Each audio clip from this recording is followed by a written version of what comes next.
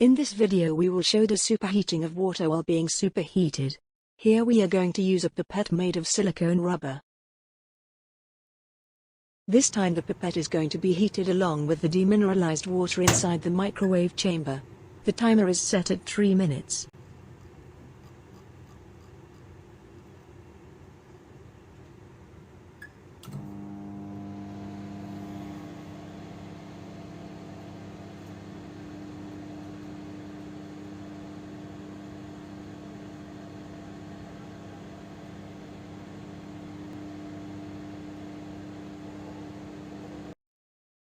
After 3 minutes of heating,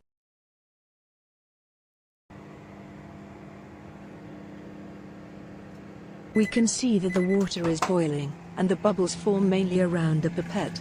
When it's removed, the bubbles slowly disappear. Dipping the pipette again recreates bubbles.